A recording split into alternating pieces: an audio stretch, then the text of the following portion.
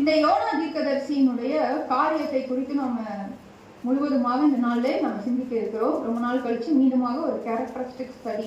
சரிங்களா? தீர்க்கதரிசின்னு சொன்னா என்ன ஞாபகம் வருதுங்க? மீன் வயிற்றுல யோனா இருந்தாரு. மீன் கண்டிப்பா மீன் ஞாபகம் வரும், ஞாயிற்றுக்கிழமை இல்லைங்களா? சரி, மீன் வயிற்றுல இருந்தாரு. வேற என்ன ஞாபகம் வருதுங்க? நினிவே மக்களுக்கு போய் பிரசங்கம் பண்ணினார். வேற என்ன? ஆமணக்கு செடி, ஆமணக்கு செடி இருந்தது, அதைய ஆண்டவர் அழித்து போட்டார். அப்புறம் சரி, அவ்வளவுதான். இதுல என்னங்க வேற கதையில வேற என்ன இருக்குது இல்லையா? இவ்வளவுதானே. இதுல என்ன யோனாவை பற்றி நம்ம தியானிக்க வேண்டியது இருக்குன்னு உங்களுக்கு ஒரு கேள்வி நான் உங்களுக்கு முன்னாடி வைக்கிறேன். ரொம்ப சிம்பிளான ஒரு கேள்வி தான். எல்லாருக்கும் பிரியாணி பிடிக்குங்களா? பிரியாணி பிடிக்குங்களா? பிடிக்காதாங்க? பிரியாணி ஹேட்டர்ஸ்ன்னு யாரும் அதிகமா இருக்க மாட்டாங்க. எல்லாருக்கும் பிடிக்கும் இல்லைங்களா? உனக்கு பிடிக்குமா? எல்லாருக்கும் பிரியாணி பிடிக்கும் இல்லையா? சரி, இப்போ நான் சொல்ற காட்சி நீங்க கற்பனை பண்ணிக்கிங்க. இப்போ நம்ம ஒரு திருமண விருந்துக்கு இல்லை ஒரு விருந்துக்கு நம்ம போயிருக்கோம். சரிங்களா? சுட சுட அப்படியே மட்டன் பிரியாணி, அங்க ஸ்மெல்லே நம்மளை இழுக்குது. அங்க கல்யாணத்துல காட்சியில என்ன நடந்தாலும் சரி, நம்ம முதல்ல எங்க போயிடுவோம், நம்ம வேலையை நம்ம பார்க்க போயிருக்கோம் இல்லைங்களா?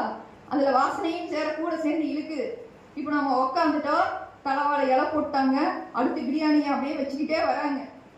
இப்போ அந்த கற்பனைக்குள்ள போயிட்டீங்க இல்லையா? மடிக்கு கூட்டிட்டு வந்துடுவேன். சரி, இப்போ நம்ம பிரியாணி போடும்போது அப்படி நம்ம அந்த ஸ்மெல்லோட சேர்ந்து அப்படி கை வைக்கும் போது, இதுக்கு முன்னாடி நம்ம எத்தனை முறை பிரியாணி சாப்பிட்டுருப்போம் இல்லைங்களா? எத்தனையோ தடவை எத்தனை ஹோட்டல்ஸ்ல சாப்பிட்டுருப்போம், விருந்துல சாப்பிட்டுருப்போம், ஃபங்க்ஷன்ஸ்ல சாப்பிட்டுருப்போம் இல்லையா? அது எதையாவது நம்ம யோசிச்சுட்டு இருப்போமா? அங்க என்னைக்காவது யோசிச்சுட்டு இருப்போமா? அந்த டேஸ்ட் ஏதாவது அங்க ஞாபகம் இருக்குமா? எதுவுமே ஞாபகம் வராது. We are ready to eat the fresh one இல்லையா? நம்ம அந்த புதுசா இப்ப எப்படி இருக்குது, அந்த டேஸ்ட் இப்ப எப்படி அது பார்க்கறதுக்கே கவருதே, அப்போ சாப்பிட்டா எப்படி இருக்கும், அப்படி கண்ணை பறிக்கும் இல்லைங்களா?